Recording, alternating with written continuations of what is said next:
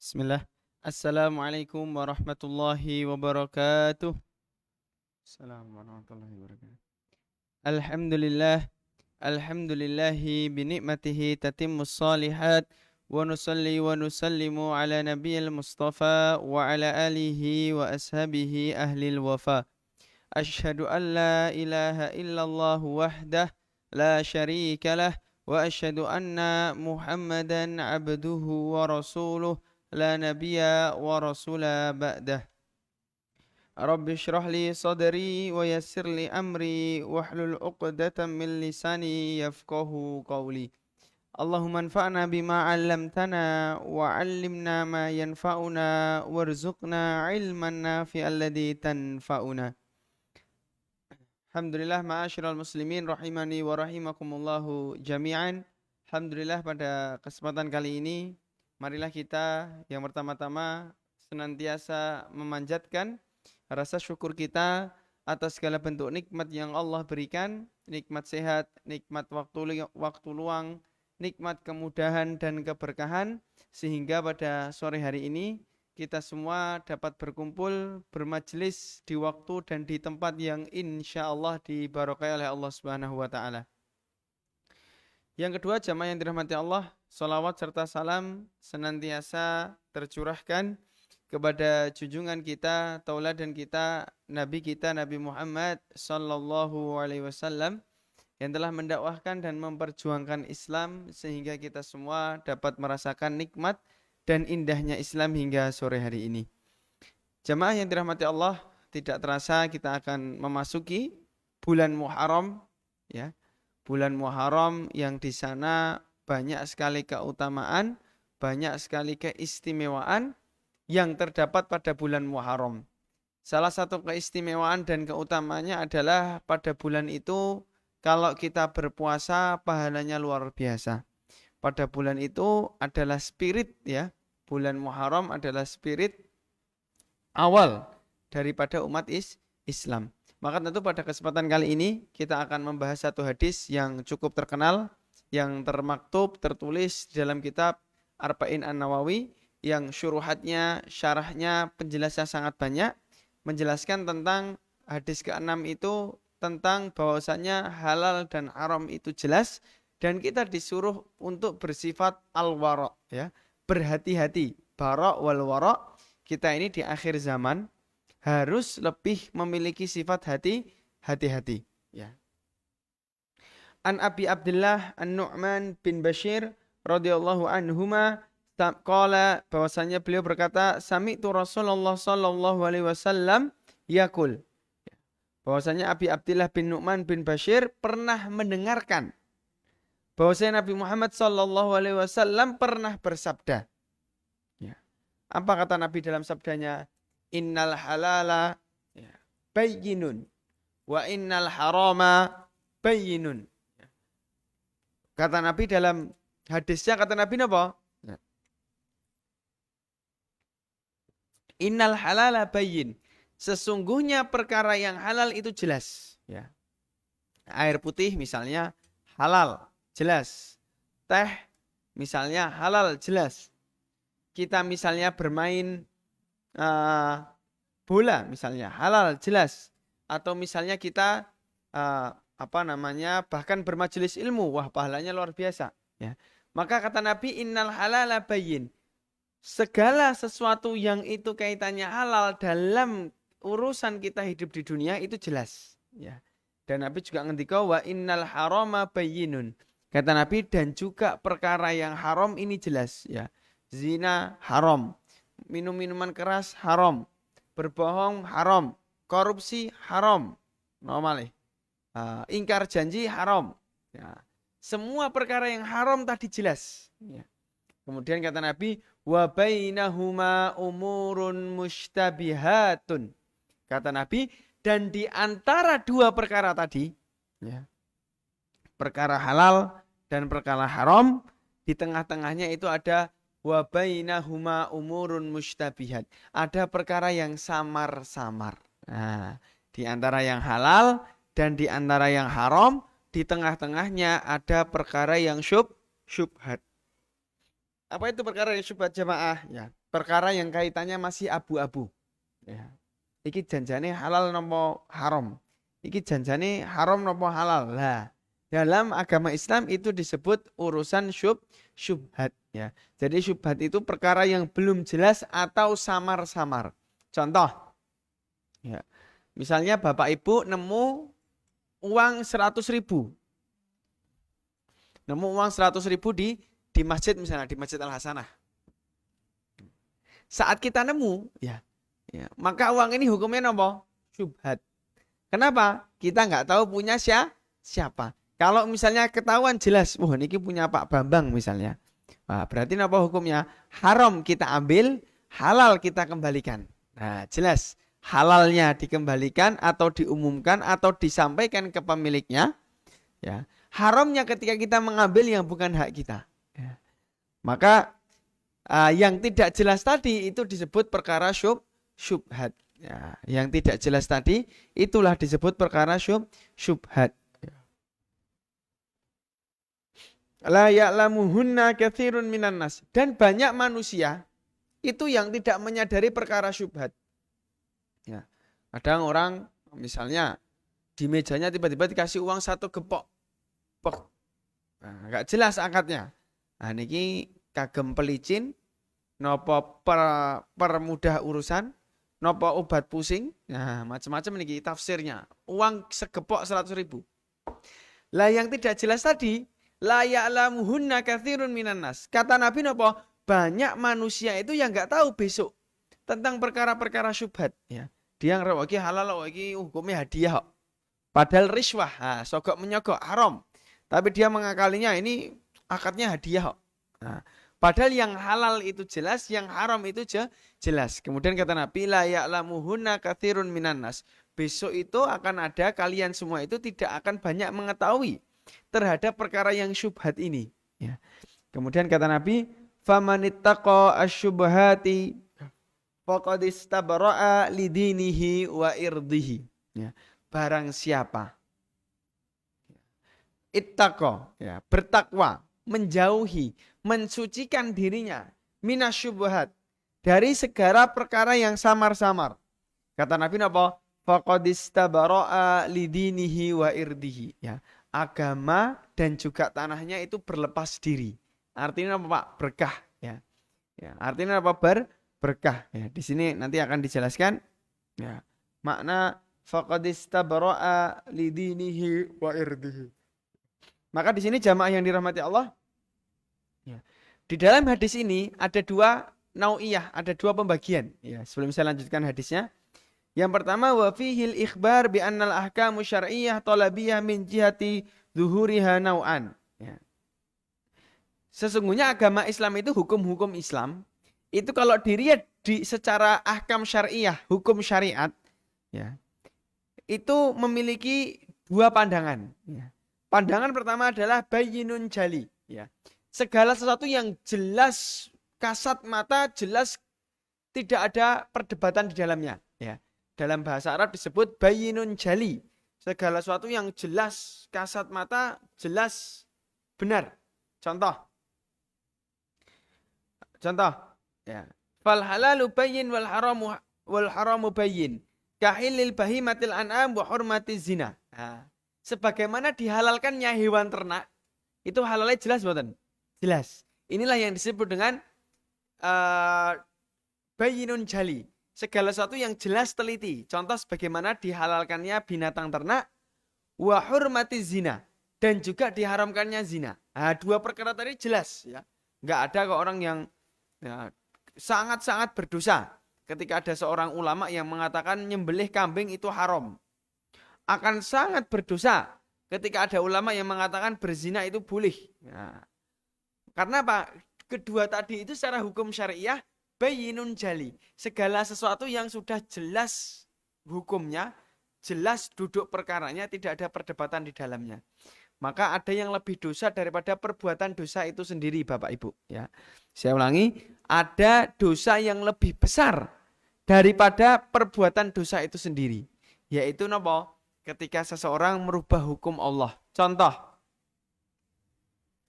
air putih ini misalnya, Misalnya ada yang mengatakan khamr. Khamr itu halal, asal tidak berlebihan. Dia tidak minum khamr, Bapak Ibu. Ya. Orang tadi mboten mabuk, tapi mengatakan minum khamr ini boleh, asal ora kakean. Nah, maka dosanya akan lebih besar daripada orang yang minum khamr, tapi masih meyakini bahwasanya khamr ini haram. Ada orang yang mengatakan zina itu boleh, asal sama-sama ridho. Nah, padahal dia yang ngomong tidak berzina. Tapi dosanya ngalahkan orang yang berzina, yang mengakui bahwasanya perbuatan yang dia lakukan haram dan berdosa. Nah, maka ulama mengatakan ada dosa yang lebih besar daripada dosa itu sendiri. Nopo? Ketika seseorang merubah hukum Allah yang sudah cetok, jelas welo. Ya. Ada yang mengatakan rapopo korupsi. Yang penting sebagian korupsi ini dinggo bangun jalan. Lah ini kan nggak boleh juga. Ini apa? Keharamannya jelas tapi dia merubah hukum tadi. Walaupun dia nggak korupsi misalnya. Korupsi rapopo. Yang penting ya ingat koncone. Nah, korupsi rapopo. Yang penting ingat koncone, ingat tonggone, bangun jalan. Walaupun dia nggak korupsi, tapi orang yang mendengarkan terus korupsi. Nah, maka dia yang ngomong dosanya lebih besar daripada orang yang korupsi dan meyakini uang yang diambil itu haram.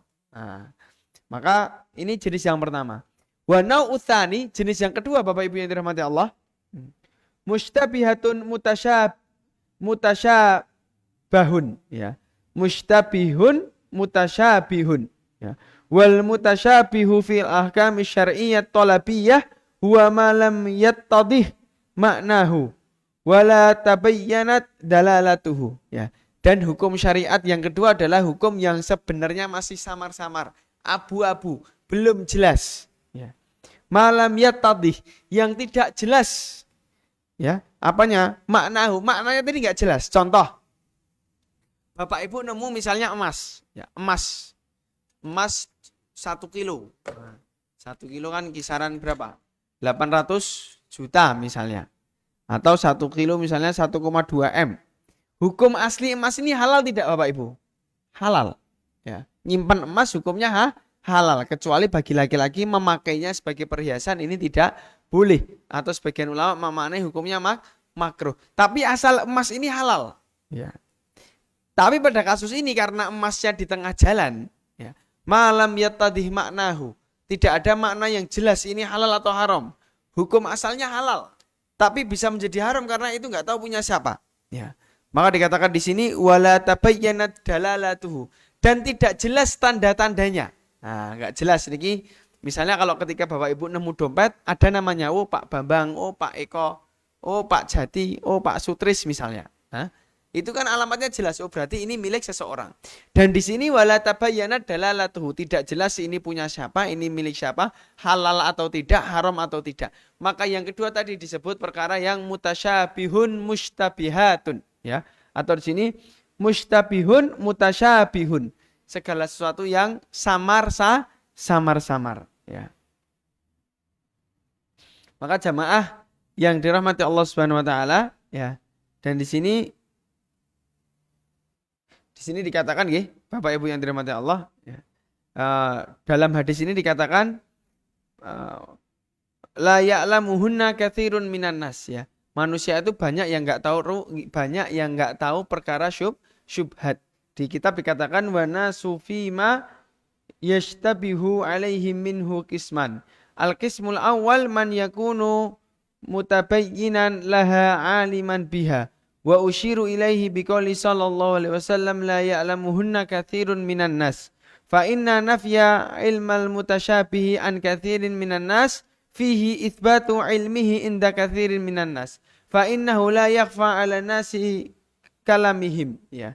Wa illa laqala ya'lamuhun nas. Fa yakunu fihim man ya'lamuhu wa man la ya'lamuhu, ya. Maka Bapak Ibu yang dirahmati Allah, ya. Sejatinya kita ini harus mengetahui hukum suatu perkara, halalnya mana, haramnya mana, agar kita tidak jatuh terhadap perkara syubhat. Kemudian Nabi mengatakan, waman waqa'a fis syubhati waqa'a fil harami karra'i yar'a haulal hima yushiku antara'a fihi. ala wa inna likulli malakin hima, ala wa inna himallahi maharimuhu, ala wa inna fil jasadil mudghah, idza salahat salahal jasadu kulluh, wa idza fasadat fasadal jasadu kulluh, ala wa hiyal qalb. Ya. Kata Nabi di sini, wa man waqa'a fi syubhati. Barang siapa yang jatuh terhadap perkara syubhat. Kata Nabi apa? Waqa'a fil harami. Ya. Waqa'a fil harami. Ya. Barang siapa yang jatuh terhadap perkara syubhat, maka sesungguhnya dia sudah jatuh terhadap perkara yang haram. Dan ini kita harus berhati-hati, ya.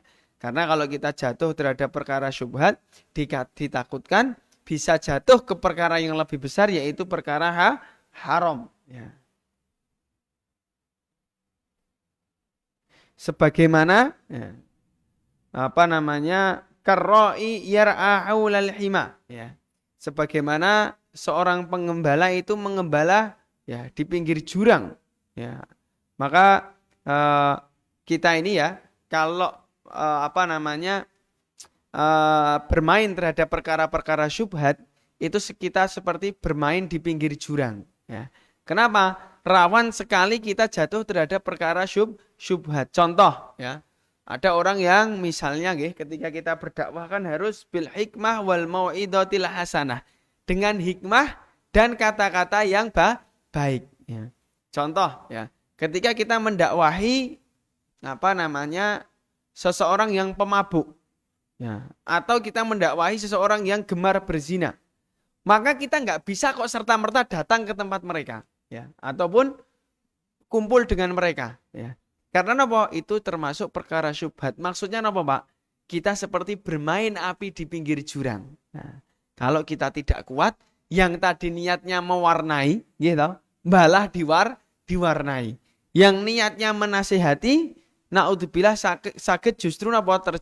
Terjerumus. Ya. Karena perkara syubhat itu barang siapa yang terjatuh di dalamnya, maka dia jatuh terhadap perkara yang haram. Ala wa inna fil jasadil mudghah. Sesungguhnya di dalam tubuh manusia itu ada segumpal daging. Idza sholahat sholahal jasadu kulluh. Kalau apabila segumpal daging ini baik, sholahat jasadul kulluh, maka seluruh anggota tubuhnya akan menjadi baik. Saya ulangi. Ala wa inna fil jasadil mudghah. Sesungguhnya di dalam tubuh manusia itu ada mudghah, segumpal daging. Kata Nabi, idza sholahat sholahal jasadu kulluh. Apabila segumpal daging itu baik, sholahat jasadu kulluh, maka seluruh anggota tubuh yang lain akan menjadi baik, ya. Kemudian kata Nabi, wa idza fasadal jasadu kulluh. Dan apabila segumpal daging itu rusak, ya, maka apa Bapak Ibu yang dirahmati Allah, ya. Fasadal jasadu kulluh. Seluruh anggota tubuh kita akan juga rusak, ya. Barang siapa yang segumpal dagingnya baik, maka seluruh tubuhnya akan baik. Barang siapa yang segumpal dagingnya buruk, maka seluruh anggota tubuhnya akan menjadi buruk. Apa itu Bapak Ibu? Ya. Ala wahia al-qalbu. Tidak lain dan tidak bukan, yang dimaksudkan segumpal daging tadi adalah hati, al-qalb, ya, hati.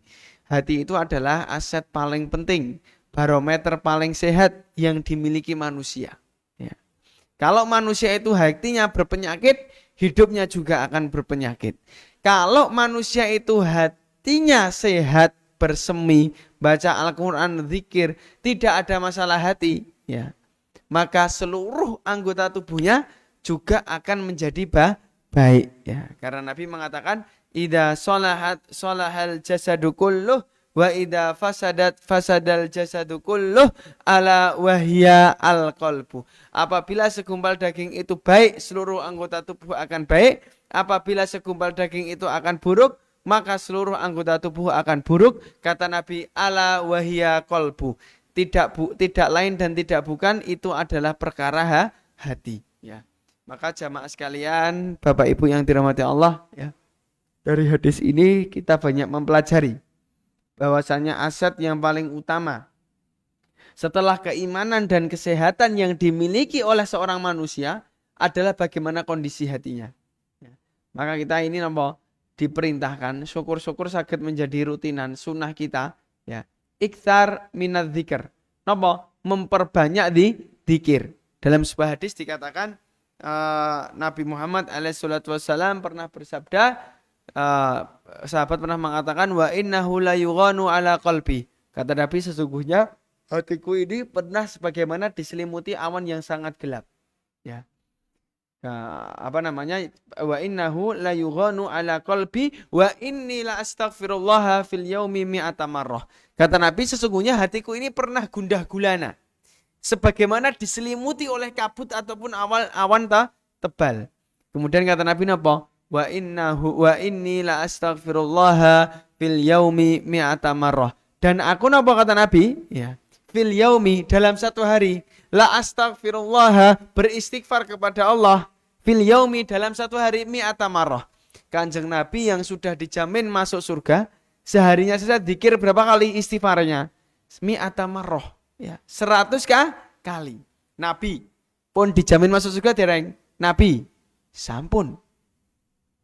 Pertanyaannya, Nabi sudah dijamin masuk surga, tapi dzikirnya sehari berapa kali? 100 kali. Pertanyaannya, kita semua wonten pun dijamin melebet swarga? Nah, ada yang udah dijamin? Belum. Kita ini dijamin belum, gitu. Punya ordal juga tidak, gitu. Napa Bapak Ibu gadah ordal tiang swargi? Enggak punya kita, ordal enggak punya. Ordal tadi enggak punya, ya. Maka jamaah yang dirahmati Allah, ya. Sebisa mungkin apa? Istighfar kita harus lebih banyak daripada Nabi. Nabi saja yang sudah dijamin masuk surga. Wa inni la astaghfirullah fil yaumi mi'ata marrah. Sehari napa? Ya. Nabi itu istighfar mi'ata marrah, 100 kali. Belum lagi riwayat yang lain ketika Nabi mengatakan kalimatani khafifatani tsaqilatani fil mizani abibatani indar rahmani. Kata Nabi napa?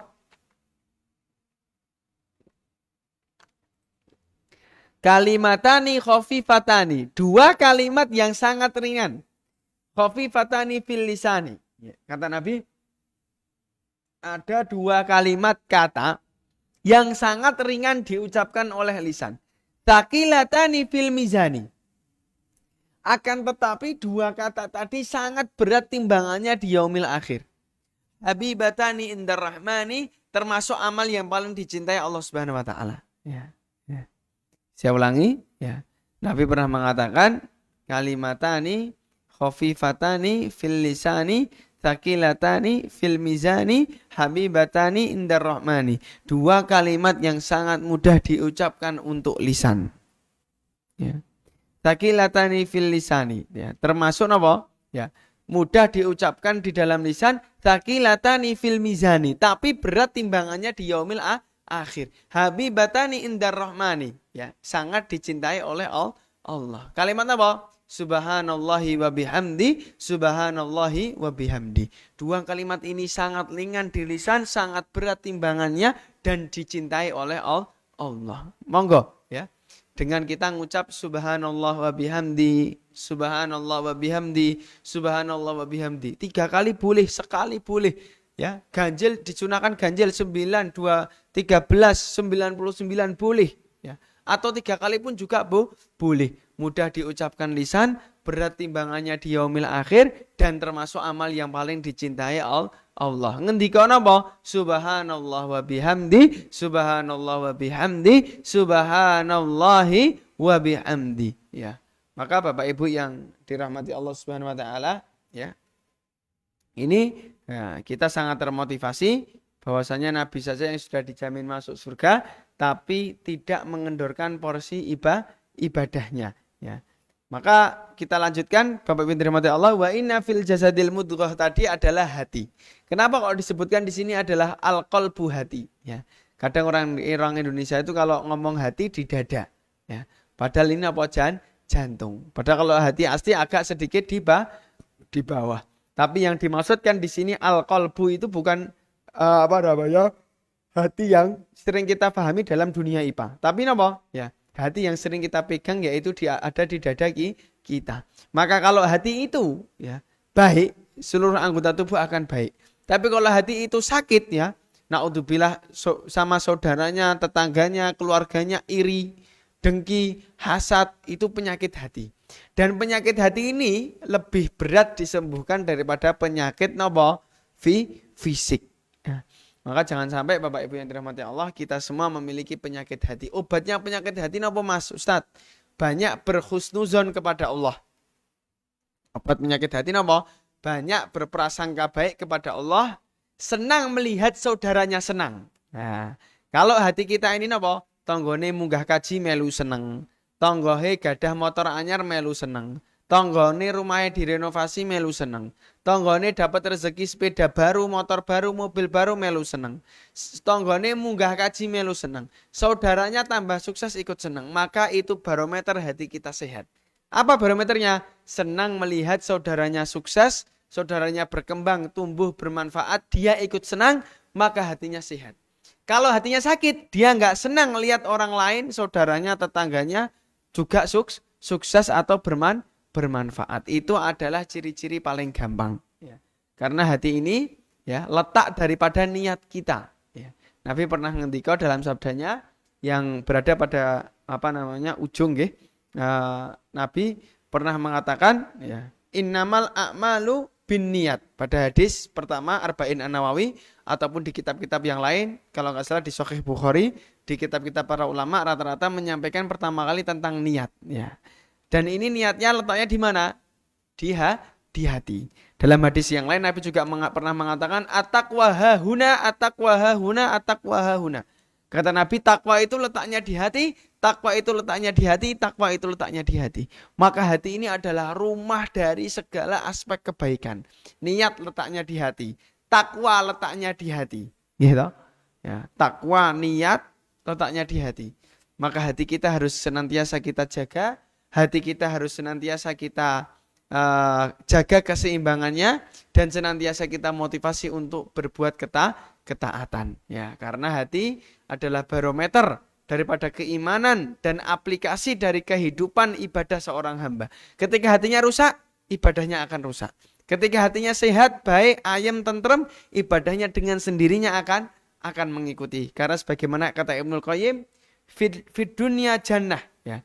Kata Ibnul Qayyim, di dunia itu ada surga Bapak Ibu. Ya. Kemudian teman-teman murid-muridnya mengatakan, apa itu surga? Ya. Apa itu surga dunia? Sebagaimana yang dikatakan Syekhul Islam Ibnu Taimiyah. Kata Syekhul Islam Ibnu Taimiyah, jannatu fid dunya hiya ladzatul ibadah ma Allah. Ya. Kata Syekhul Islam Ibnu Taimiyah, surga yang ada di dunia itu adalah kelezatan ketika seorang hamba beribadah kepada Rabb-nya. Sampai-sampai Syekhul Islam mengatakan orang itu nggak akan merasakan surganya Allah di akhirat sampai dia merasakan surganya Allah di dunia, yaitu ketika seorang merasakan kelezatan, kenikmatan dalam beribadah kepada Allah. Ya. Jadi kalau sholat kita nikmati, ketika kita ngaji kita nikmati, ketika majelis ilmu kita nikmati, ketika mendengarkan khutbah kita nikmati, ya. Karena kenikmatan dalam beribadah itu adalah salah satu, ya. Kenikmatan kita dalam ibadah itu adalah salah satu surga dunia, kata Syekhul Islam, yang bisa dirasakan seorang hamba sebelum dia merasakan surganya Allah di akhirat, yaitu kelezatan seorang hamba dalam beribadah. Ya. Sebelum kita akhiri, saya teringat kisah sahabat. Ya. Sahabat itu zaman dahulu, ya, ketika ingin mencabut anak panah, itu minta dicabutnya ketika sholat Bapak Ibu. Ya. Ketika mencabut anak panah, minta dicabutnya ketika sholat. Ya. Sampai-sampai sahabat Bilal ketika pergi bersama Nabi mengatakan apa? Ya, Nabi mengatakan arihna bis sholah. Ya. Istirahatkanlah kami dengan sholat. Jadi orang zaman dahulu itu sholat sebagai sumber daripada apa? Segala masalah. Ya. Barusan saya baca Bapak Ibu, ya. Penelitian yang sangat menarik. Ya. Ada orang itu mengatakan sumber dari segala ya, rata-rata manusia mengatakan sumber dari segala masalah obatnya apa Pak? Duit atau uang. Ya. Ada uang misalnya hidup tenang, ada uang sakit sembuh, ada uang kehidupan harmonis, pikiran tenang. Ya. Padahal dalam Al-Quran dikatakan wa may yattaqillaha yaj'al lahu makhraja. Ada sebuah penelitian. Ada seekor anjing Bapak Ibu. Ya. Anjing tadi napa? Ya, yang saya baca itu ketika dia disuguhkan makanan, ya. Ketika dia disuguhkan makanan, air liurnya menetes, ya. Ketika dia disuguhkan makanan, air liurnya menetes. Dibuatlah penelitian. Sebelum makanan datang dibuat pakai bel. Ya, ceting, ya. Bel kayak gini. Ya. Bel, ceting gitu. Anjingnya datang, ada makanan ngeces. Ya. Ada makanan ngeces. Jadi anjing memiliki mindset ketika ada bel pasti ada makanan. Nah, sampai dibuat penelitian seperti itu. Suatu ketika Bapak Ibu, ya, belnya dibunyikan, gitu, makanannya tidak dikasih. Biasanya pencet bel, ceting, ceting, makanannya ada, anjing datang.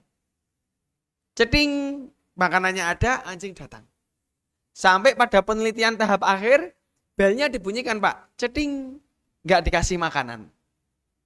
Ternyata air liurnya tetap netes Pak. Ya. Ternyata nopo? Air liurnya tetap netes. Ya. Ternyata air liurnya tetap netes. Maka pertanyaannya Bapak Ibu, ya, anjing tadi sudah termindset.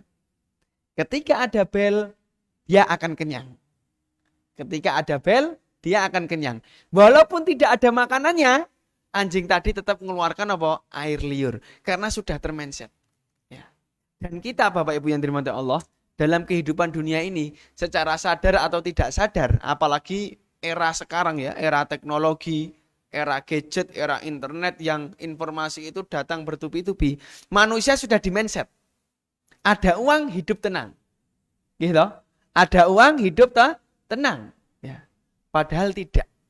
Ya. Sekarang berapa banyak Bapak Ibu, ya? Orang itu miliarder, triliuner, tapi nopo hidupnya tidak tenang. Berapa banyak artis di luar negeri ini, wah uangnya mboten wonten seri nih.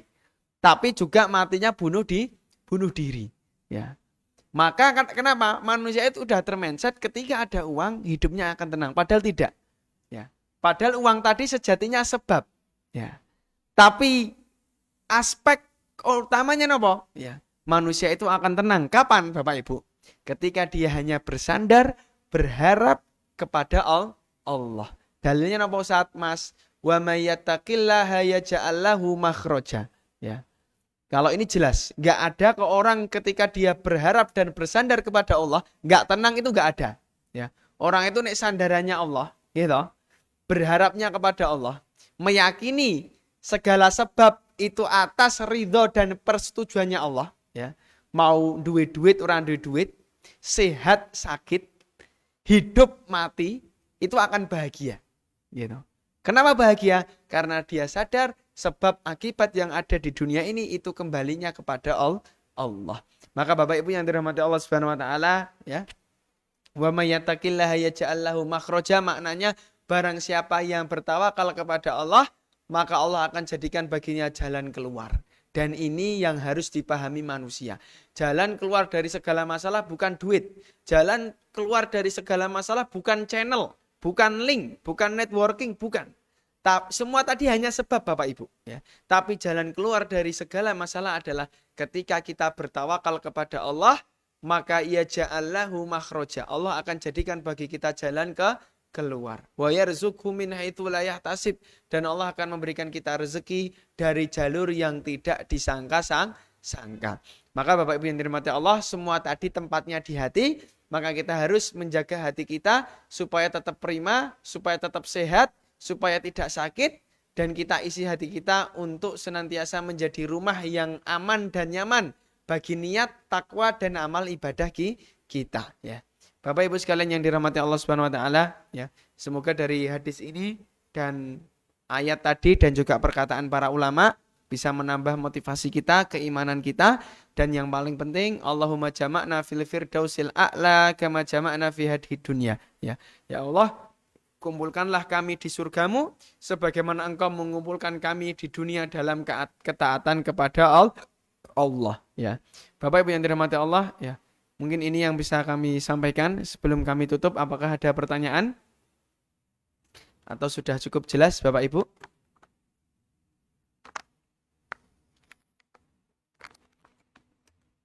Nggak ada, Gih? Cukup, Gih? Kalau nggak ada, kita akhiri.